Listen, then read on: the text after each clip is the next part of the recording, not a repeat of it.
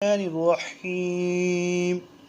السلام علیکم پیارے دوستو، میں گواہی دیتا ہوں کہ اللہ تعالیٰ وحدہ لا شریک ہے، اس کا کوئی شریک نہیں، وہ اکیلی ذات ہے، وہی مشکل کشا ہے اور وہی حاجتیں روا ہے۔ اللہ ہی میرا رازق ہے، وہ اللہ ہی میرا خالق ہے، اللہ ہی میرا مالک ہے۔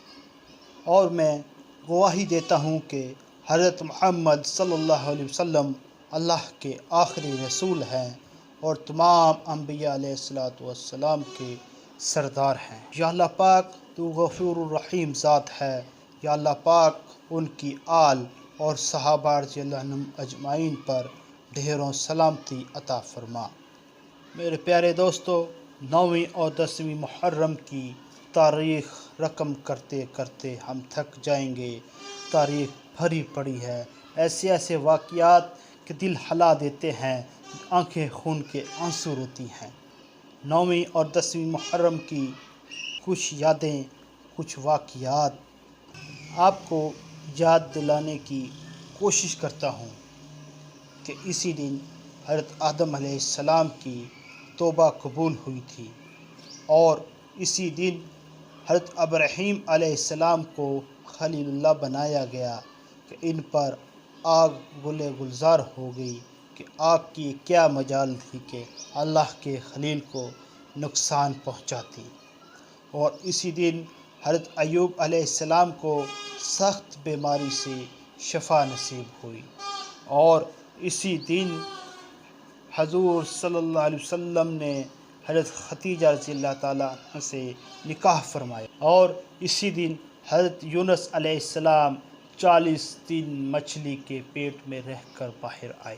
اور اس دن کا سب سے غمگین واقعہ، سب سے زیادہ غمگین واقعہ جو ہے کہ اسی دن کوفی کے کچھ فریب کاروں نے نواسہ رسول صلی اللہ علیہ وسلم اور حضرت فاطمہ رضی اللہ تعالیٰ عنہ کو میدان کربلا میں شہید کیا، جس کی گواہی آج بھی میدان کربلا کی تپتی ہوئی ریت دیتی ہے، وہاں کی تاریخ دیتی ہے۔ شاعر نے کیا خوب کہا ہے کہ اگر حسین شہید نہ ہوتا تو ہر گھر میں یزید ہوتا۔ اسلام دوبارہ زندہ ہوتا ہے حسین کے شہید ہونے کے بعد، جنہوں نے دین اسلام کا ڈنکا بجایا، اور آج بھی پیارے حسین کا نام قیامت تک زندہ رہے گا، باقی رہے گا۔ کہہ دے کہ تم بھی حسینی ہے، میں بھی حسینی ہوں، ساری دنیا حسینی ہے۔ اس ماہ رمضان میں بہت سی قیمتی جانیں ہوئیں، قربان ہوئی اللہ تعالیٰ کی راہ میں۔ اللہ تعالیٰ ہمیں بھی صبر عطا فرمائے اور ان جانوں کی یاد میں زیادہ سے زیادہ اللہ تعالیٰ کا ذکر کرنے کی توفیق عطا فرمائے۔ اور حدیث پاک میں آیا ہے کہ اسی دن قیامت قائم ہوگی۔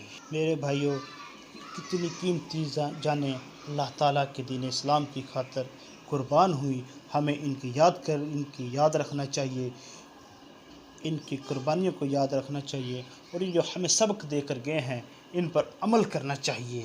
ہمیں پورا سال کے سال اللہ تعالیٰ کی عبادت کرنی چاہیے، اور خاص کر اس مہینے میں جو کتنی جانیں اللہ تعالیٰ کی راہ میں قربان ہوئیں، اللہ تعالیٰ نے اپنے معجزات بھی دکھائے۔